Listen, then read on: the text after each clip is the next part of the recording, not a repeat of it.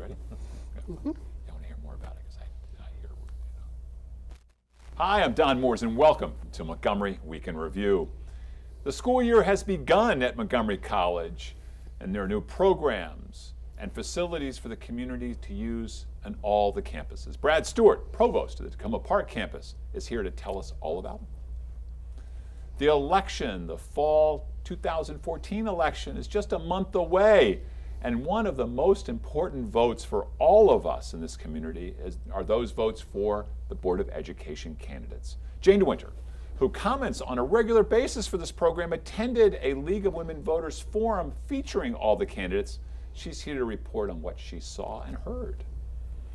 The October issue of The Beacon has stories about health, the community, and all the other topics that we've come to expect and indeed to rely on. Stuart Rosenthal, editor and publisher of the newspaper, will tell us all about them, especially a couple of very interesting health stories. The nonprofit village has a role in our community to nurture small agencies that fulfill the needs of our county's diverse mosaic population.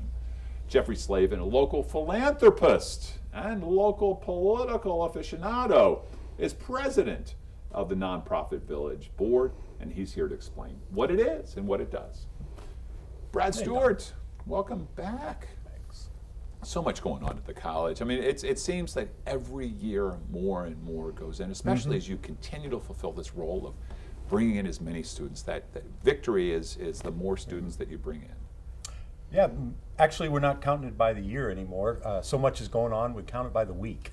Right. So earlier this week, President of Montgomery College, Dr. Pollard, spent some time with Vice President Joe Biden. Right.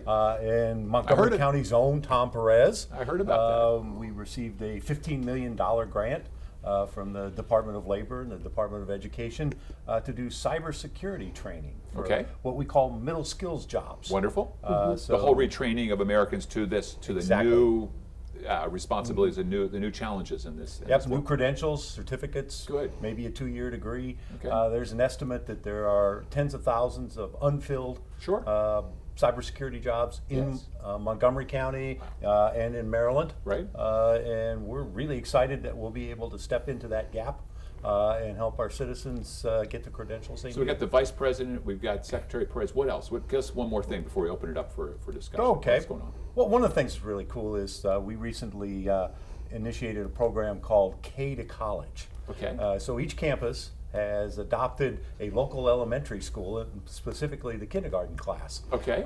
And so we'll go over and meet with the kindergartners at the end of the school day for 5 or 6 times during the year to try to get the idea across to them that, hey, college is a cool place and I ought to start thinking about going to college as early as I'm 6 years old. Fantastic. So we're having fun with that. Well, maybe you'll find a child prodigy ready and come through the door 2nd or 3rd grade and say, hey, you told us. I studied, I really went in an advanced way here. We have a 12-year-old this year. Wow. Brad, I had a question about the cybersecurity.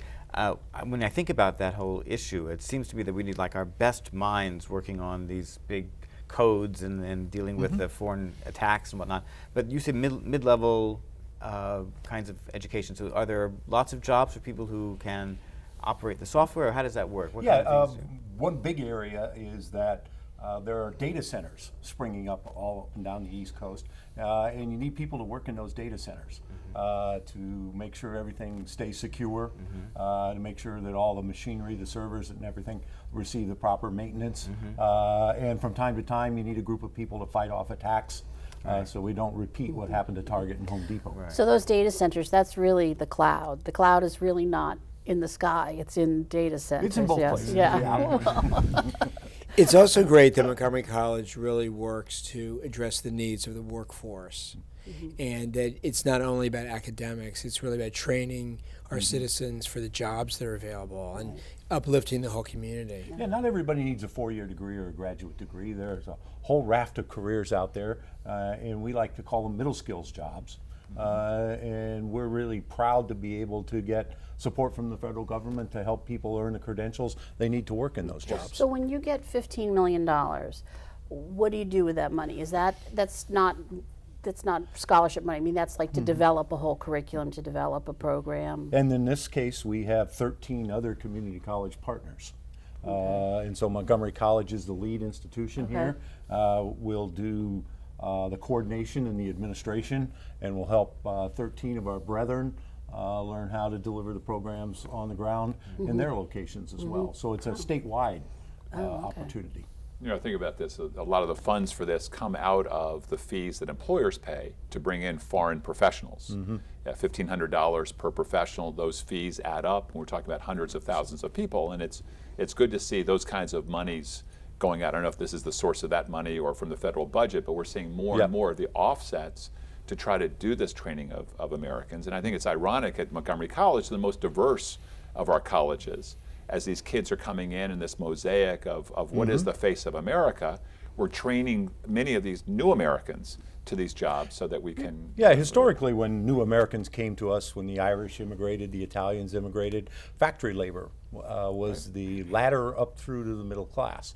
Now it might be cybersecurity. Absolutely, absolutely. Now what's interesting to me is this partnership with these community colleges as well. I mean, I look at across the river, we've got Northern Virginia Community College. Is there much interaction between the two schools? Because you all seem so similar in terms of the roles that you're playing. We borrow programs from each other all the time. When I first got here, I spent a lot of time with their health science or medical campus because I run the Health Science Institute at the college. So we exchange ideas all the time. Bob Templin, the president of NOVA, who's about to retire later this year, has been a wonderful source of ideas and inspiration for Montgomery College. We like to say nowadays that nobody does anything awesome alone anymore. And so we love partners. Well, how appropriate is that? And with the campuses and everything else, Brad, I just have to wish you the best and look forward to hearing more great reports about the colleges. Yeah, I'll come back in a few months and tell you whether this administration part of this grant was a headache or not. Okay, will do. Jane, welcome back. Thank you. The Board of Education, again, down the ballot, we've got so many offices, state senators and state delegates, not to mention the governor and all of those folks, and then we've got the county executive and the other county-wide and the county council, and then we get down to the Board of Education. And yet, the future of education is in their hands, isn't it? Exactly, exactly. And it is. It's really at the very end of the ballot because, of course, the board seats are nonpartisan, so they're listed last.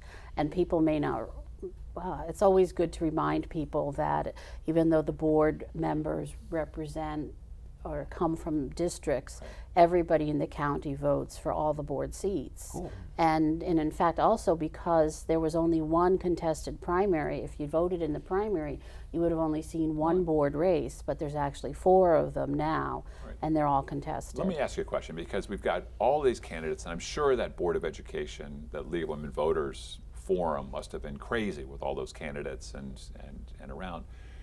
What is the sort of, what are the issues right now in the candidates?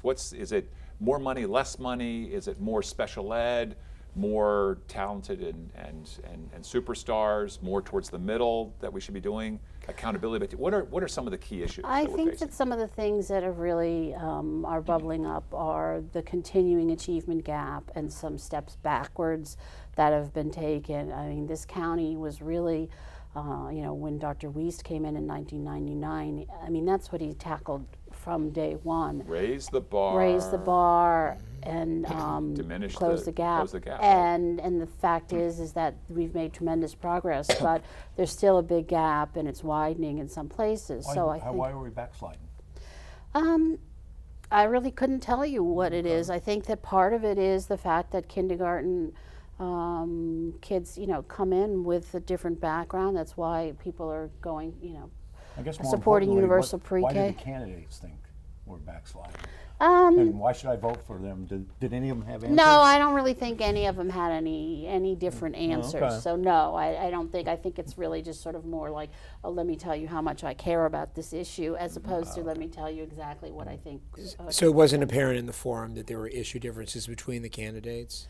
Not really, no. I mean, I think that one of the things that came up in the forum was sort of how comfortable people were with discussing it. Whether they discussing different issues. I mean, the issue of diversity came up several times, and there was definitely kind of people who seemed more and less well versed in really just even how to approach that issue. Did you leave it feeling confident that there was a group of board members who could take the issues and run with them, or what Yes, what'd you leave actually, with? one of the thoughts that I had when I was there was, wow, this is kind of the first board election in quite a while that I haven't looked up there and thought that, okay, at least one of these people was a real whack job. So, For those of you who have Historically, run that's been the before, you case can in guess Montgomery who. County. Just take guesses who she thought you were a whack job. Okay. well, I mean, at least that's reassuring. I mean, I think that people were asking. I mean, the handicap, usually an incumbent does have an advantage. The at-large seat, there is no incumbent because Shirley Brandman is stepping down after 2 terms, so that's an open seat. Which is a big loss, isn't Yeah. it? She's one of the most thoughtful, one of the more thoughtful, educated. She's been through this. I mean, I've always It been is a impressed by big her. loss. However, she said even before she was elected the first time that she was only going to do 2 terms. It was a Right. consistent message, and unlike many people, many politicians who say that before they're elected, she actually Kept her word. kept her word and did that. If yeah. you want to find out what the candidates are saying about the various issues, you can always pick up the League of Women Voters Voters Guide, which Whoa, is whoa! That's not till the next segment. But go ahead, Stuart. You're horning in on this earlier segment, which happens to be inside this month's issue of the Beacon, but it's a very useful guide prepared by the League of Women Voters. Exactly. And they've asked all the candidates questions. They have all the answers there verbatim.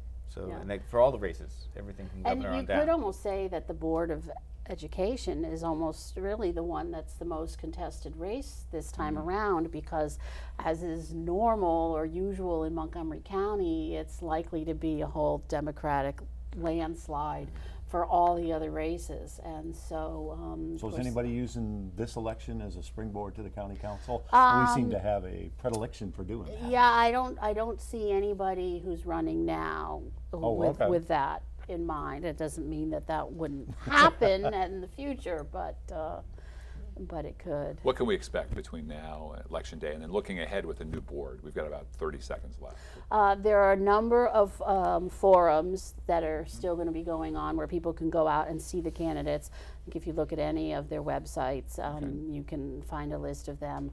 And then I think that it's going to be who can get people out, rallying people. I mean, the election is November 4th, but we have early voting, so it's really, it's sooner than a month away, in that it's going to be, who can get people out there.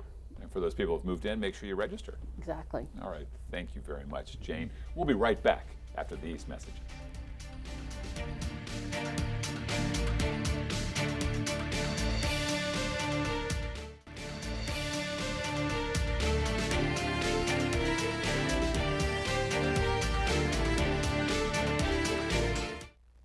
And we're back. Stuart Rosenthal, welcome back. Thank you, Don. Beacon this month. I was at the library yesterday looking through. What a great edition. Thank you. Yeah, we're excited about this. 100 pages It's thick. with, Well, with the voters guide. I mean, with the voters guide inside, right? Which we talked about a second ago. But the voters, why don't you make a quick plug about the voters guide again? It's in all it's the in the Montgomery center County of all the Montgomery County copies of the Beacon. It's got candidates' answers to questions and also explanations of the ballot questions, all the constitutional amendments, from the governor's race, to the Congress, State House, county, board of election, everything. So And if it's very they don't want to do it on paper, they can go to League of Women Voters. It's online too, yes, Online, absolutely. And right, it so they is, can- I was reading it and looking through it during the candidates forum for the Board of Education, and some of them are very interesting. There's a woman running on the party platform who cites as her experience the many Ramones concerts she's attended. Gotta love it. So- Remember Joey Ramone with that pizza coming down from his chin. The I want to be all sedated. other things in Our in expo the coming Beacon. up You got in the October. expo. Yes, 2 expos. October 19th, Sunday, from noon to 4 at Ballston Mall. I'm sorry. Here I go backwards. Yeah. October 19th is our Silver Spring Right. event, right? At Silver Spring Civic Center. And then Which the is a following great- Sunday, which is a great 26th facility. in Ballston. That's a Yeah, great it worked facility. beautifully last year. Right. Very nice. We have free health screenings. There's flu shots and pneumonia shots. There's all kinds of exhibitors. We have classes. We have a fantastic keynote speaker. I mentioned also that AARP is going to be teaching a tablet class with tablets right there. So you could The if you've never AARP used one, tablets. Yes, you Right. can learn how to use a tablet right But there. And then I'm they'll sell you one. heartbroken. Indeed. I'm heartbroken. Yes. Dr. Bad news, Ruth. bad news Dr. about our Ruth. Virginia. And the Virginia Expo we had announced that Dr. Ruth was supposed to be there for the first hour signing copies of her new book Yeah. and talking about it, and there turned out to be a schedule conflict, and she's pulled out. So, Dr. Stewart, are you gonna I haven't written a book on sex, so I really am not authorized to sign any books. Maybe next time. You could read all the books and Practicing all her without a books license, before huh? That's the right. day. Bone up on it, so to Advertise. speak. Yeah. Okay. bad health issues? What's Health going issues. on? Okay, Health stories. fantastic stories. Protein. You think that all the protein supplements and all Right. the ads and things we see are for bodybuilders or for young people who are working out all the time, and that older people wouldn't need to worry about it. On the contrary, the older we get, the more protein we need. Wow. In fact, older people in general need about 25% more protein than young people, and if you're sick, you have acute or some kind of a chronic illness, you get like 50% more protein than young people. Why- And this is why- all new. This Why all is that? What does our body need the protein for? Well, would you believe, they used to think that protein leached calcium out of our bones. Now they discovered that's exactly the opposite of the case, that our Okay. bones are 50% protein, and you need to have a lot of protein in your body to maintain your bone strength as well as your muscle strength. So it's not just the calcium supplements. You need the You need the protein as well, and it's based on your weight, your overall weight of your body, as opposed to your caloric intake. So the older you get, you sometimes eat a little less, and all that. So your protein intake goes down along with your rest of your diet. Not good. You need to boost that protein Well, you know, one of the to make up the reasons, difference. I mean, we know with older people that you do lose muscle mass, and that's one of the reasons why people fall. They lose Right. strength, either, you know, in their arms or Right. core body Right. strength, and Right. so they can't falls at right the start of themselves, everything whatever. bad, Right, right, yeah, exactly. yeah. Phone number is on the screen. Right. Can we come in? What's that?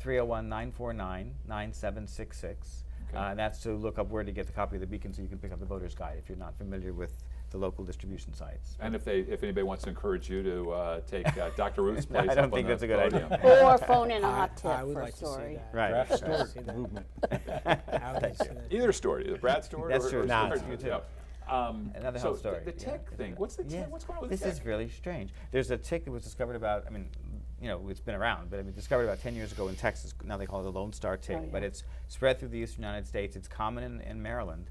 If you're bitten by this tick, you develop, it seems, a severe allergy to meat. There's a sugar in the blood of the tick that when it bites you, it injects the sugar into your bloodstream. Now, it's a sugar that's found in red meat. And normally when you eat the meat and it's digested, it's no problem. It gets goes through the system just fine. But if it's in your blood, your body develops an immune response to it. And then the next time you have meat, it attacks that sugar that's found in the meat.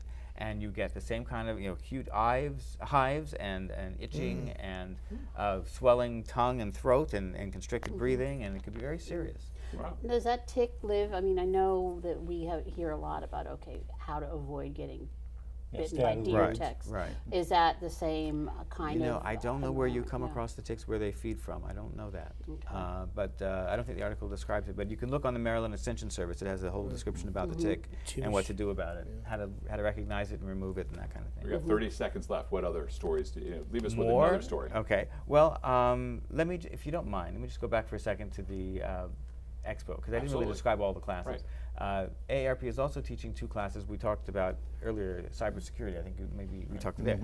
There's a class on staying secure online, how to have good passwords and how to avoid identity theft and that kind of thing. And there's a class on video chatting, which of course is really popular nowadays, to talk to your grandkids or family members via Skype or other services. So both of those are also available. And hopefully AARP will talk about what do you do with your digital footprint too in preparing for the end of life. That's because actually next month. We have that story coming in the future issue of the But Beacon. to tell people, if Microsoft calls you, it's not really them. Not Microsoft. No, right. Or Facebook. Stuart, thank you very much. Thank you. Jeffrey, welcome back. Always good to be here with you. It's wonderful to have these three stories lead up to by far the most important story because it's your story. Jeff. Hey. No. But for full disclosure, Jane DeWinter is also on the board of the Nonprofit Village, so you could be co-interviewing us. I'm interviewing you, Jeffrey. Okay, She that's can fine. come in with questions. I hope she does. So tell us about the Nonprofit Village. What is it? Where The is Nonprofit Village is on Park Lawn Lane in Rockville, Okay. and it is Montgomery County's first multi-tenant nonprofit center. And I would say that I call us like the community center for the nonprofit community of Montgomery County. it? Okay. So I've been at meetings there before with McHale, Good. for instance, the Montgomery Good. County McHale is one of our tenants. Adult English Correct. Literacy. Correct. What do they do? I mean, why would they want to be there?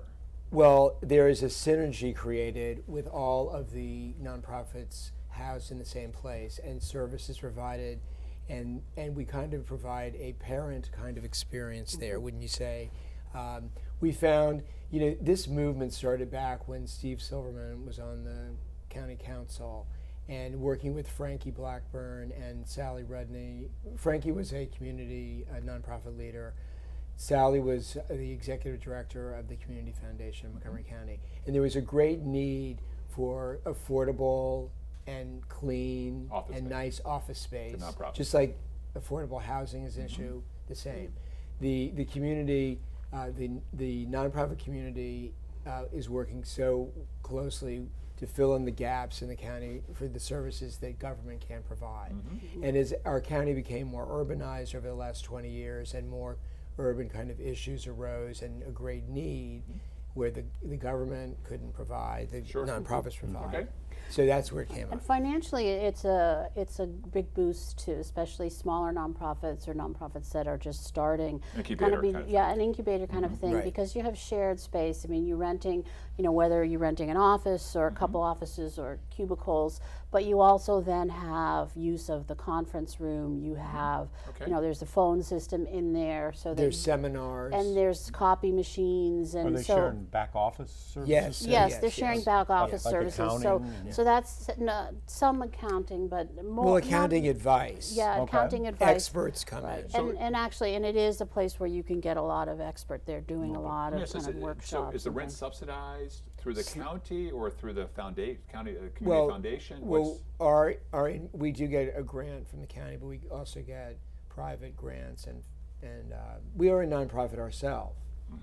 So we're not a government Right. service, but we do get the county executive has been a real leader on this, and thanks to his leadership, we have been fortunate to get grants from the county. Okay.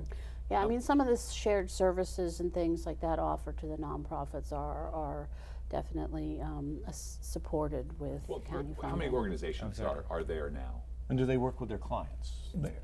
Yes. Well, there are yeah. several dozen that actually are housed there, but then we also have a virtual tenancy where you can use the village for an address and to have your phone number there and Okay. the like. Okay. That's great. And it's there have been a number of things that we've looked at, and not necessarily in great depth, but there's interest in expanding the concept to other parts of the county. Sure. And so I would say we're in preliminary. Because Park Lawn, I mean, one of the things about Park Lawn, it's wonderful. It's an industrial part of Rockville coming over, but it's a long walk from a metro. No, it's No, no. Are you it's- close by it's with two- the- it's two- Twinbrook it's- is You're yeah, close by very the yeah. Twinbrook. close. Okay, We- so you we can walk selected, and that's an area of the county where there are a lot of working people that need the services that our nonprofits provide. Okay. So, but I think there's a need for a future village, probably in the Up County, and most likely in Silver Spring area. Now, when we were first starting out, we thought that Silver Spring would be the place we would be, but when we went and looked around, the rents were so high there. So we ended up in the Rockville Acapulco. area. Yeah. Are there vacancies for additional nonprofits to join in? We're from one time to vacancy. time. We actually have a good success story because Girls on the Run, which does a program in elementary schools for promoting health through a running program and mentoring, they've Graduated? grown so much. Yes, so they've graduated. So we're in the process of filling them, but we maintain a waiting list, and we do have movement in and out. So. Do you encourage them to move on after a while if they grow, or? It's not an incubator per se. It has become, in some cases, an incubator for different organizations. 15 seconds left. Final words on Nonprofit Village or anything else in the Jeffrey Slavin world. The Nonprofit Village has been an incredible institution for the county, and I really want to thank all the support we've gotten from the political leadership of the county and foundations and individuals. It's the final word on That's this the show. final word. I want to thank all of you for joining me today, and I want to Thank thank you. all of you in the viewing audience for joining us for this week's edition of Montgomery Week in Review. I'm Don Mooers, and I invite you to join us again next week at this very same time.